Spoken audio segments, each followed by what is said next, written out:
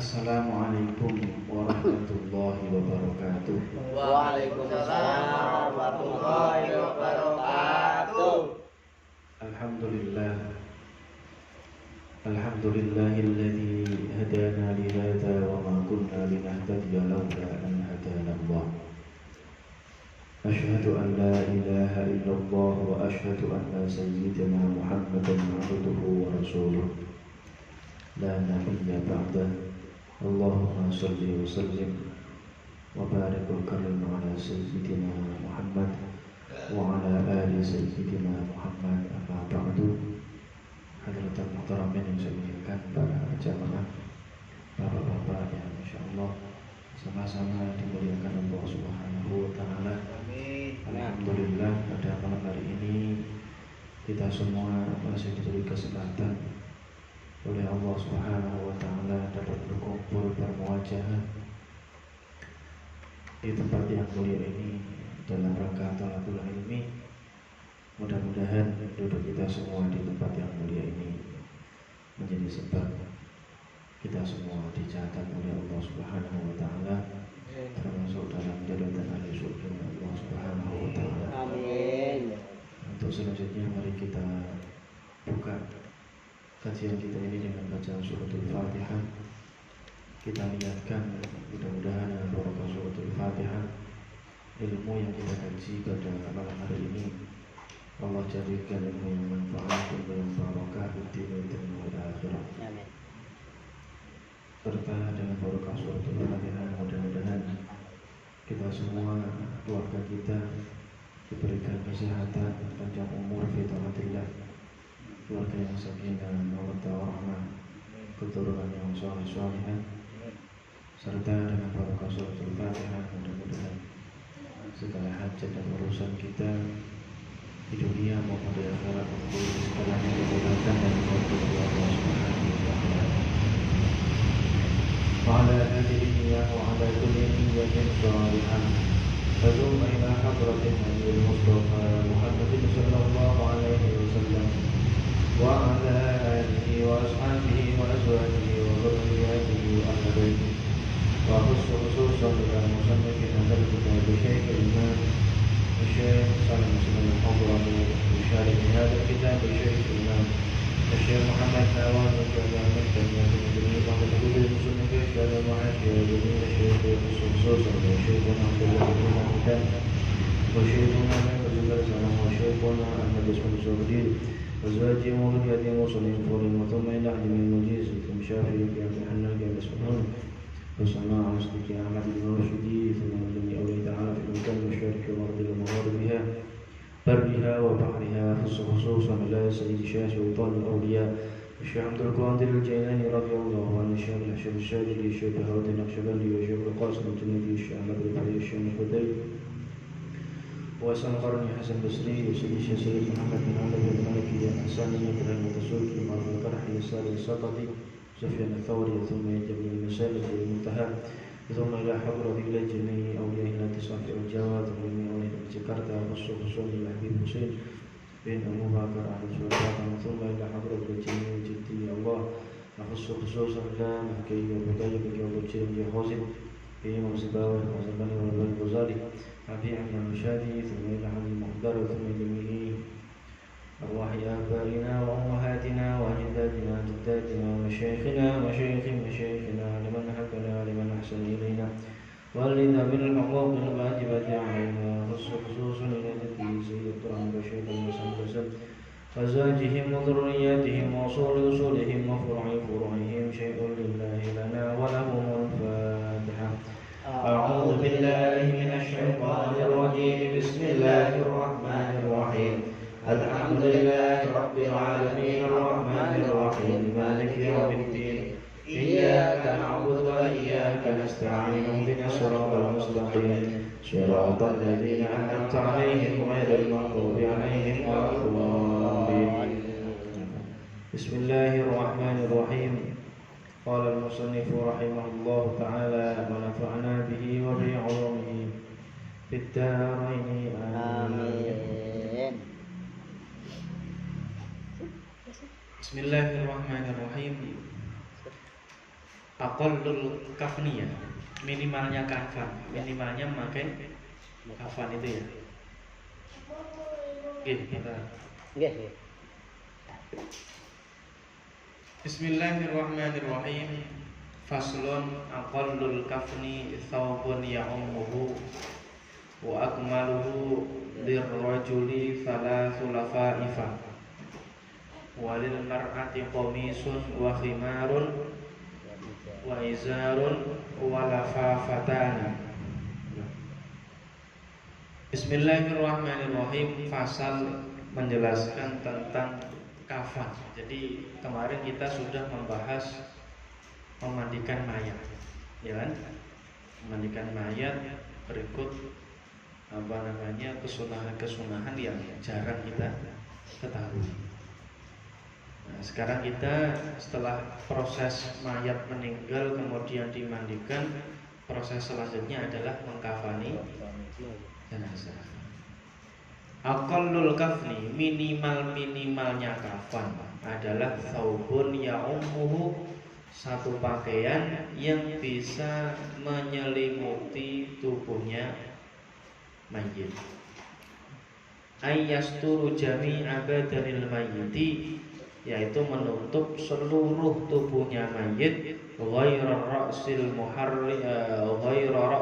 muhrimi wa wajhul mahramati, selain kepalanya orang yang sedang ihram, atau selain wajahnya perempuan yang ihram. Karena laki-laki yang sedang ihram itu tidak boleh menutup aurat. Jadi laki-laki kalau ihram, kan tahu nggak? Orang yang haji itu pakai pakaian ihram, tahu ya? Tahu ya? Tahu nggak kan anak? Tahu ya? Pernah lihat, Nah, ya di TV kan? Kalau tahu ya. Di TV. Nah, orang laki-laki yang ihram itu pernah melihat nggak pakai peci atau pakai topi atau pakai penutup kepala? Enggak. Nah, kenapa nggak? Gundul. Bukan, kalau gundul itu setelah tahallulnya, ketika ihramnya. Karena dilarang. Nggak boleh laki-laki ketika ihram itu menutup kepala. Kok aurat lagi? Oh, aurat wajib ditutup malah. Ya kan? Laki-laki yang ihram itu tidak boleh, wajib tidak menutup kepala. Jadi wajib kepalanya terbuka. Sehingga kalau dia mati dalam keadaan ihram, maka memakaikan pakaian jenazahnya atau kain kafannya itu juga kepalanya wajib terbuka. Paham? Begitu juga perempuan. Perempuan itu ketika ihram, semua tubuhnya, seluruh tubuhnya wajib tertutup kecuali muka. Mukanya wajib terbuka. Makanya kalau ada perempuan ihram, dia melaksanakan ibadah haji atau umroh atau tawaf, ya kan, mulai dari niat ihram di Jeddah atau di mana itu, Musdalifah atau Qir'ani, Yalamlam, ya kan, itu kan mikot-mikotnya. Itu kok menutup muka pakai cadar, gak sah. Bukan gak sah ya, dia melanggar muharramatul ihram, tetap sah. Cuma dia melakukan muharramatul ihram, hal-hal yang dilarang ketika ihram. Perempuan nggak boleh tutup muka. Cadar itu kalau dalam keadaan biasa, selesai tahallul cadaran silahkan. Tapi kalau dalam keadaan ihram, mukanya wajib terbuka. Aturannya begitu. Makanya kalau ada perempuan yang awil mahramati, kalau ada perempuan kok meninggal dalam keadaan ihram, ya, ihram haji maupun ihram umrah, maka ketika mengkafaninya mukanya wajib dibuka. Paham? Mukanya wajib terbuka. Makanya di sini minimalnya kain kafan adalah satu kain yang menutup seluruh tubuhnya mayit. Semua tubuhnya harus tertutup, kecuali mayit yang sedang ihram, atau mayit laki-laki yang ihram, atau mayit perempuan yang dalam keadaan ihram. Kalau mayit laki-laki kepalanya tidak boleh ditutup, kepalanya terbuka, yang ditutup hanya dari sini ke bawah. Paham ya? Kalau perempuan ya seluruh tubuhnya ditutup kecuali belakang. Paham ya? Paham. Qala Asy-Syarqawi, Imam Asy-Syarqawi mengatakan, ini namanya pendapat ya. Wal mu'tamadu, pendapat yang mu'tamad, pendapat yang kuat adalah wujubu salasil lafaifa dzakaron kana au unsa. Menurut pendapat yang kuat, wajibnya menggunakan 3 lapis kain, laki-laki maupun perempuan. Laki-laki 3 lapis kain, perempuan juga 3 lapis kain. Ini menurut Imam Syarqawi.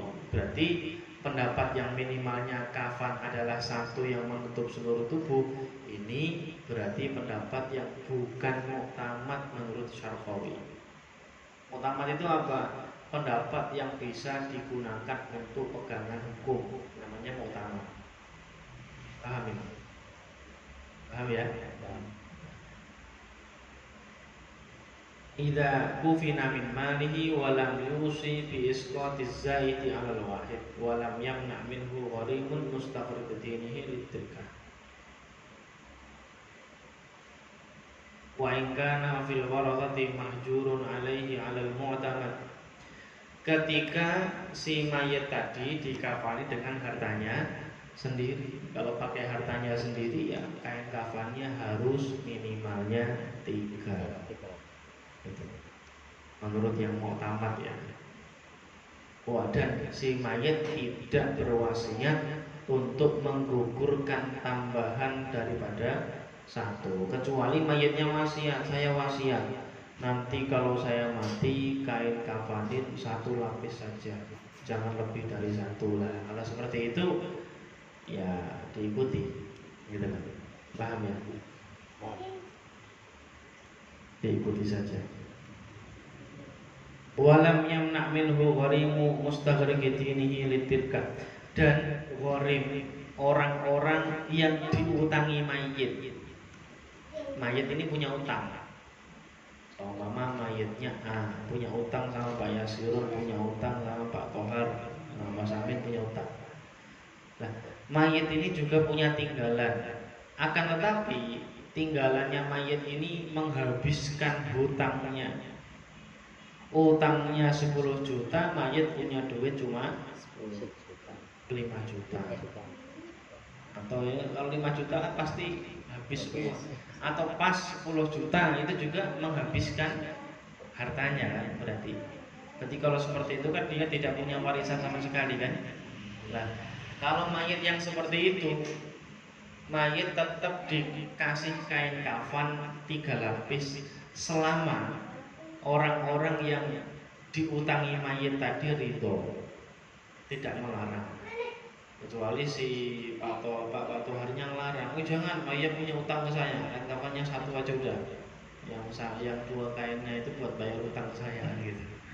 Kalau begitu ya harus cuma 1, nggak boleh lebih dari 1. Karena ini penting Pak, masalah utang itu nggak cukup di dunia saja, di akhirat itu besok ada totalan. Jadi di hidup di dunia ini nggak bisa sembrono. Apapun yang apapun yang berhubungan atau berkaitan dengan hak-hak adami, hak sesama manusia itu berat. Nabi Sulaiman itu nabi kurang apa? Nabi kurang apa? Nabi iya, pilihan Allah iya, kekasih Allah iya, ya kan? Nabi Sulaiman utusan Allah. Tapi beliau nabi yang paling terakhir, nanti masuk ke dalam surga. Kenapa? Karena urusannya dengan harta. Itu yang jelas-jelas Nabi Sulaiman pasti, ya kan? Pasti menggunakan hartanya itu untuk hal-hal yang pasti diridhoi oleh Allah. Pasti kan? Mau nabi, ya kan? Itu jaminan. Tapi terakhir kalau surga ini, apalagi kita, ya, nabi potongan juga, gitu, ya kan? Nah itu berat, Minimal. berat urusan dengan harta. Apalagi hartanya tadi dicari dengan cara yang tidak halal, harta itu mengambil hak hartanya orang lain, was ribet, lama, hisabnya lama. Dan masalahnya nanti ketika dihisab itu kita nggak bisa membela diri. Mulut kita itu dilakban. Al-yawma nakhtimu ala afwahihim wa tukallimuna aydihim wa tashhadu arjuluhum bima kanu yaksibun, kan gitu. Pada hari itu di mana kami nakhtim itu ngelak itu ya apa? Ditutup kan gitu, ditutup. Ala afwahihim, atas mulut-mulut mereka. Jadi kita semua mulutnya ditutup. Wa tukallimuna aydihim, dan kami izinkan tangan-tangan mereka itu berbicara. Wa arjulihim, dan kaki-kaki mereka. Nah cuma tangan, kakinya juga ikut bicara. Wa tashhadu arjuluhum, tangannya ngomong, kakinya bantuin. Oh bener Gusti, ya Allah saya dulu tangan saya dibuat ngampleng orang, kakinya iya bener apa yang dikatakan tangan. Wah obat tangan agak bisa membela diri. Nah, tangan kita ini pinjamannya Allah, kita dipinjemin sama Allah. Nanti tangan kita yang berbicara. Nah itu Allah. Lanjut, wa in kana fil warathati mahjurun alaihi 'alal mu'tamad.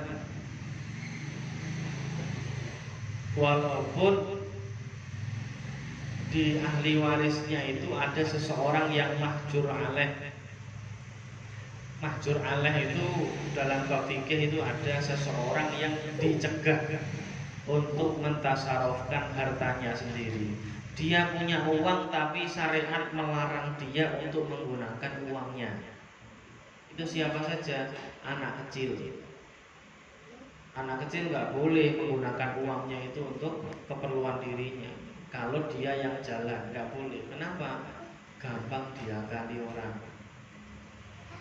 Dan gampang diakali. Anak kecil kan nggak paham duit, dikasih duit 100.000 buat beli kelereng semua. Nah itu jenenge apa namanya safah. Belum tahu. Namanya mahjur alaih. Atau ahli warisnya mayit itu ada seseorang yang mahjur alaih. Ahli warisnya mayit itu ada seseorang yang dicegah tasarufnya, sebab anak kecil atau sebab dia punya anak yang utangnya itu menghabiskan hartanya, ini juga mahjur alaih. Paham ya? Itu juga tercegah tasarufnya, dia nggak bisa menggunakan hartanya karena hartanya sendiri itu buat bayar utang itu udah nggak cukup. Maka dia syariat itu ya yang bisa melakukan ini pemerintah. Orang-orang yang bangkrut itu hartanya ditahan semua sehingga dia tidak mudah untuk menjual harta ini, harta itu dijual untuk kesenangan dirinya sendiri, nggak memikirkan utangnya. Begitu. Itu pencegahan syariat agar dia tidak berfoya-foya dengan hartanya sendiri, tapi malah melalaikan hutangnya. Karena hutang itu urusannya ribet.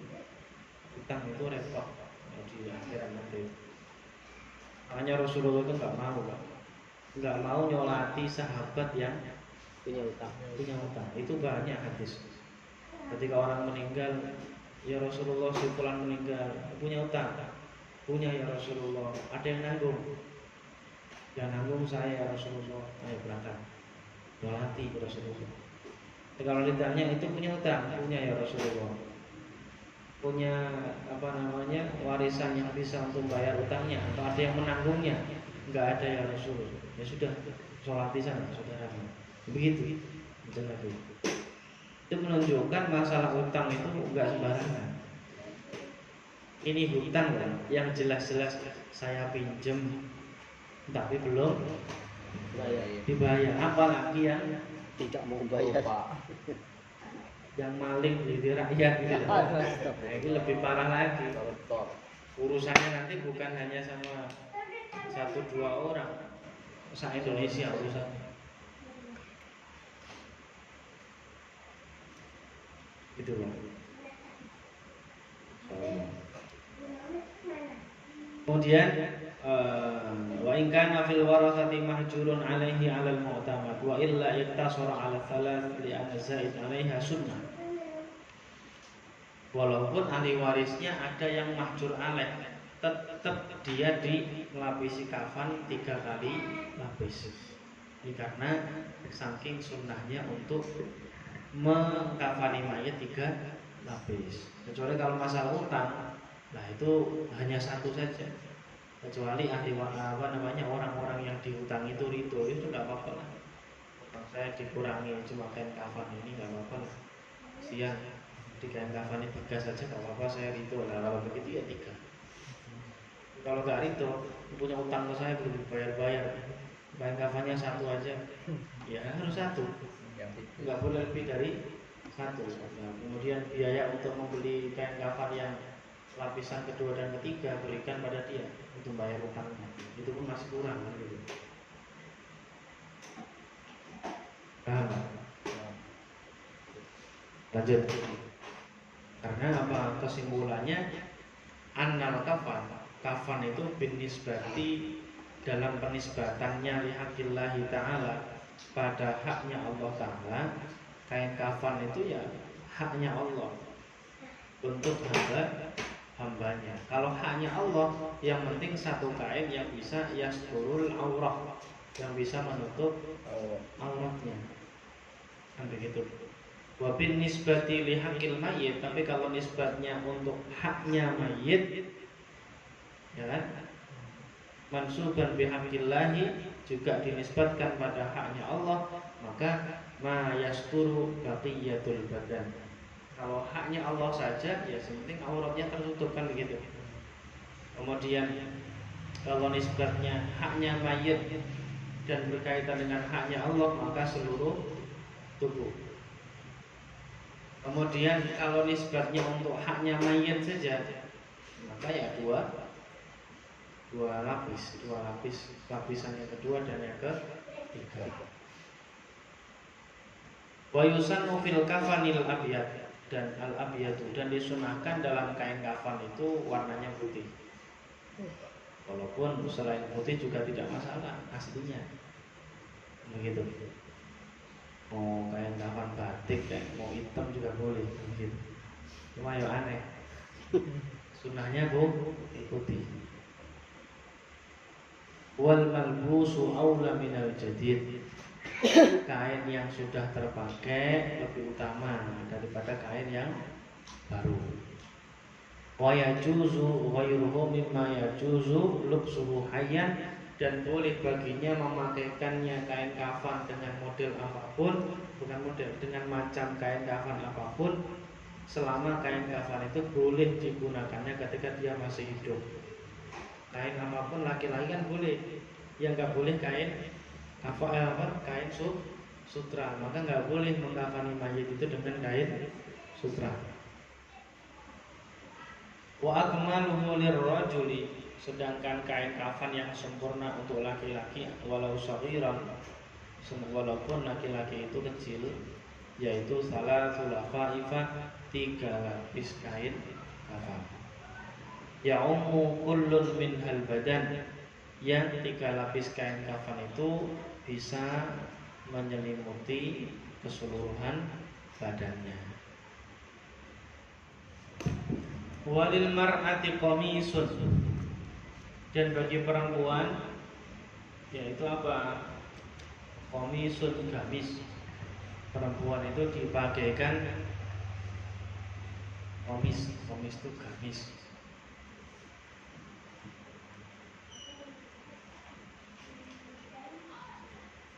Wa khimarun, dan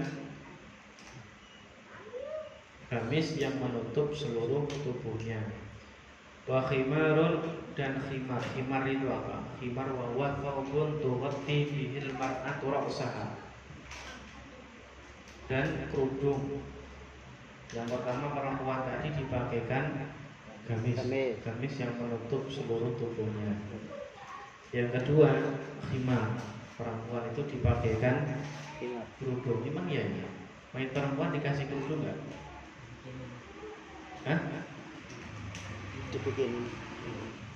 Dibikin kerudung nggak? Dibikin betul. Khimar yang menutup kepalanya. Bukan. Waizarun dan sarung yang wahwa ma yashuddu 'alal wasat wa yu'tazaru bihi fi ma baina surah wa rukbah. Dan satu kain sarung. Perempuan dipakai sarung nggak?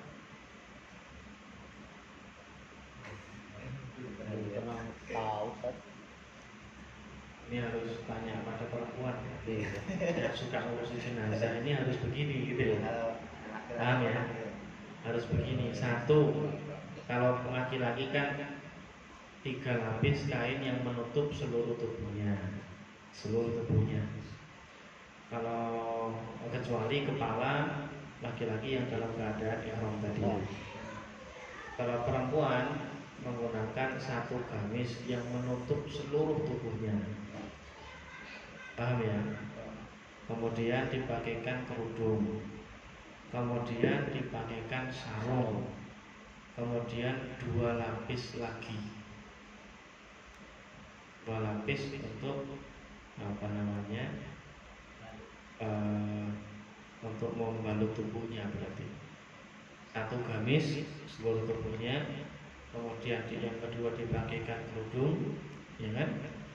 Kecuali tetap pakai kerudung ya. Kemudian sarung untuk menutup dari pusar ke kakinya, kemudian ditambah 2 lapis kain kafan. Paham ya? Paham. Baik, ini kain kafan untuk perempuan. Walafafatani, dan 2 lapis tadi itu riayatun li ziyadati satri, untuk menambah tutup. Kama fa'ila bi ibnatihi sallallahu alaihi wasallam Ummu Kulthum, rawahu Abu Dawud. Sebagaimana hal ini dilakukan untuk putri Rasulullah, yaitu Ummu Kulthum. Kulthum berarti dibagikan gamis, kemudian dikasih kerudung, ya tetap dari kain kafan putih itu, kerudung, dikerudungi. Setelah dikerudungi kemudian dipasang apalagi itu sarung, ya kan? Setelah dipasang sarung ditambah 2 lapis kain kafan.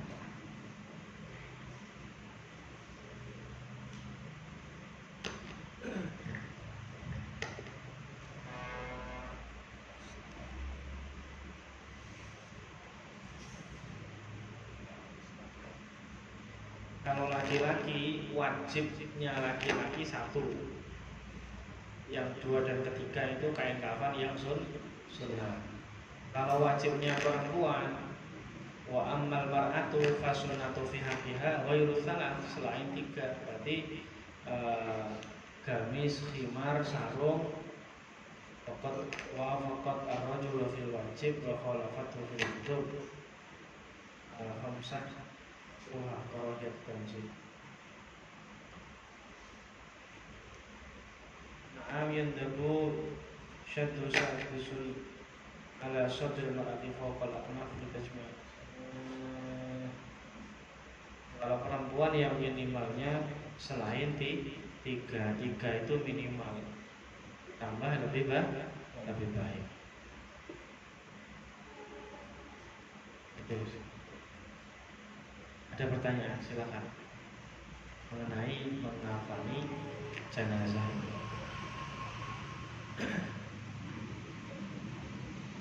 Nah, untuk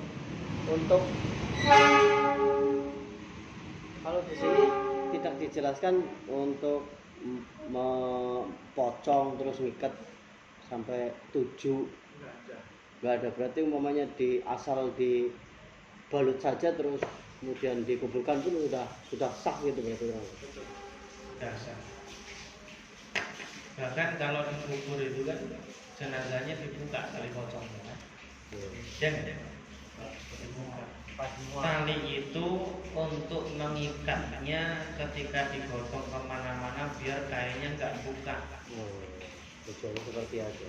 Diganti lem lah, pada lem dengan kain kan gitu. Biar kainnya itu tidak terbuka ketika mayatnya diangkat, auratnya nggak terbuka. Ini nggak ada aturan ikat apa namanya 3 kali kan. Malah kalau itu Katanya kalau lucu ya, ikatannya nggak dilepas jadi pocong. Nah, itu kan nakal-nakalan sendiri. 71. Di sini nggak ada. Satu lagi dengan kalau 7. Iya benar 7. Ada 7 ikatan. Lapisan-lapisan itu kan pakai gamis, kemudian pakai sarung, kemudian 2 lapis itu kan tujuannya biar kainnya itu nggak buka-buka kan gitu. Ya, biar lebih mudahnya lagi ketika diangkat biar kain kafannya tidak megah gitu. Ya diikat. Jadi tubuhnya gerak bagaimanapun juga kainnya tidak berubah-ubah. Hanya itu sih tujuannya. Intinya itu ya nutup auratnya itu. Kalau bisa menutupkan aurat dan kainnya tidak bergoyang-goyang sehingga kainnya megah selain dengan ikatan, ya nggak masalah. Pakai lem sama atau pakai staples cepat gitu. Dan yang penting kainnya itu tidak buka gitu ya. Itu tidak masalah. Ini nggak ada aturannya di sini. Cuma kalau di tali itu lebih praktis gitu kan. Lebih praktis, lebih cepat. Sehingga ketika mayat diangkat pun juga kainnya tidak megah, udah keikat sama tali. Nanti ketika dikuburkan ya dibuka lagi kan gitu biasanya. Semua ikatannya. Kalau dibuka nanti jadi pocong gitu. Katanya. Oh, pertanyaan. Lanjut ya. Berarti sudah paham ya. Kalau udah pernah lihat. Nggak pernah lihat. Paling nggak pengalaman. Sekali-kali kalau orang mati ikut mandiin, ikut nih. Terus memakai minyak rambut itu dalam artian memakai minyak rambut yang terbuat dari apa, atau memang minyak rambut yang biasa kita pakai sehari-hari boleh atau itu keterangan dari mana? Ini di sini ada keterangannya memakai minyak rambut dan minyak wangi. Nah, di sini keterangannya seperti itu. Terjemahnya gitu. Itu terjemah apa keterangan? Iya, ini keterangan di sini, Pak. Keterangan, iya terjemah. Terjemahnya mungkin ini. Gak ada kalau. Ini di sini paling sedikit untuk mengkafani jenazah adalah satu kain yang bisa menutupi seluruh tubuhnya, dan yang paling sempurna adalah untuk laki-laki 3 lapis kain, memakai minyak rambut dan minyak wangi. Sedangkan untuk jenazah perempuan memakai gamis, kerudung, sarung dan 2 lapis kain. Nah, itu seperti yang Ustadz sampaikan. Pakai minyak rambut itu di kitabnya nggak ada. Aduh. Salatul Lafaifah.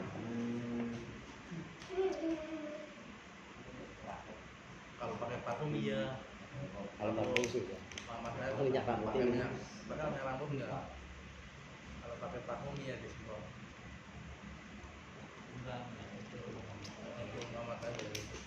Saya minyak rambut ini yang jadi pertanyaan. Pokoknya sebelum dibungkus kain kafannya udah di kayak pupuk-pupuk gitu. Itu namanya kapur baru di Baru ada bubuknya juga, ada yang hitam-hitam. Nggak ada di sini minyak rambut, nggak ada. Minyak rambut nggak ada. Akan tapi ketika memandikan mayit itu kan mayat dimandikan dengan satu air suci, yang kedua air yang dicampur dengan daun bidara. Daun bidara untuk digabungkan dalam memandikan mayit. Apalagi sekarang sudah ada sabun bidara gitu. Sampo Ya, sampo bidara itu ada. dan harusnya itu yang dipakai untuk memandikan mayit. Walaupun dipakai orang hidup juga enak, beda memang. Saya juga merasakan buat sabungan yang ada udaranya itu enteng. Walaupun di sini untuk memandikan mayit. aslinya dipakai orang hidup juga nggak masalah. Itu untuk menetralisir energi-energi negatif dari tubuh. Kemudian kalau minyak itu nggak ada di sini. Berarti dicoret aja nih Ustaz. Itu terjemah tambahan. Dan andaikan dikasih minyak boleh nggak sih? Kenapa nggak boleh? Ya, tujuannya apa? Ya biar wangi mayatnya. Sehingga ketika dia digotong itu yang gotong itu juga nggak mencium bau-bau yang aneh-aneh. Jadi kalau nyium bau aneh-aneh biasanya jadi bahan gibahan. Yang ngangkat mayatnya itu bau ini, jadi cerita orang-orang. Padahal kalau orang itu sudah meninggal tidak boleh diceritakan keburukannya. Ceritakan saja kebaikan-kebaikan mayitnya. Kira-kira kalau Pak Yusuf meninggal nanti mati pengen dirasani apa yang baik-baik aja yang disampaikan, yang baik-baik kan? Nah, kita nggak boleh ketika nemu mayit yang model kayak apapun ya gak usah diceritain. Cukup kalau kita tahu begitu ya sudah buat kalangan diri sendiri aja. Gak usah ceritakan orang lain. Nah, sebagaimana kita kalau mati nggak pengen digituin.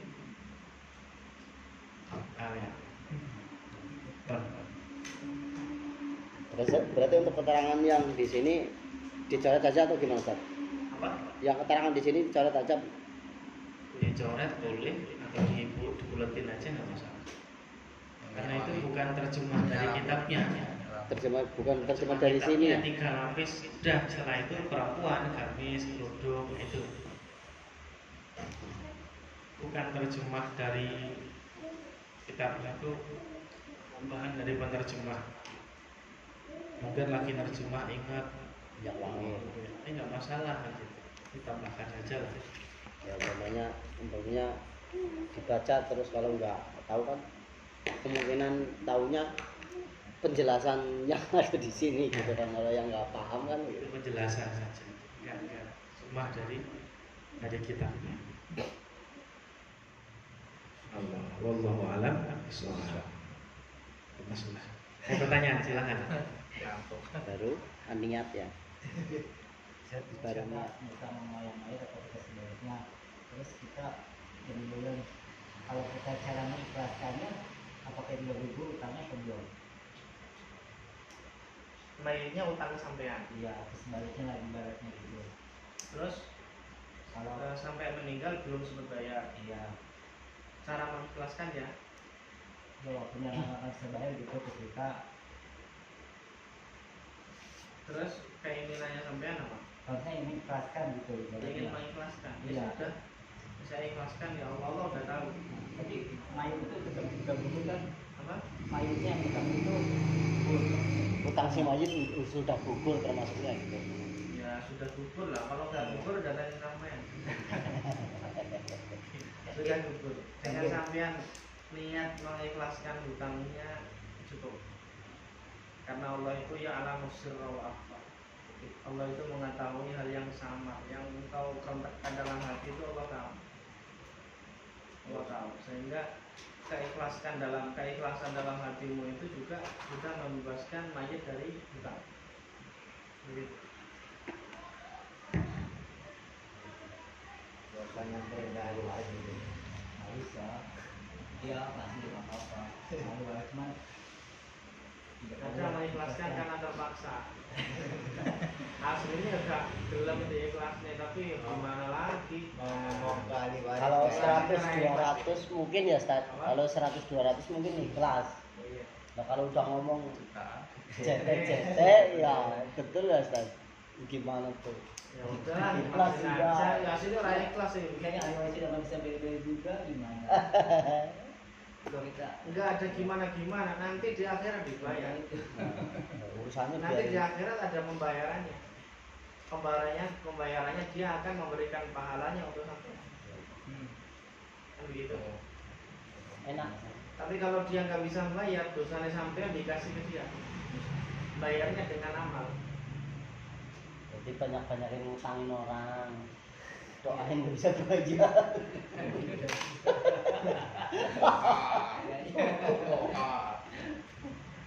Itu jurus Kalau cinta. mandikan, setelah kemarin kan ibu saya meninggal, saya ikut mandikan, nggak apa-apa ya? Ini nggak apa-apa. Oke.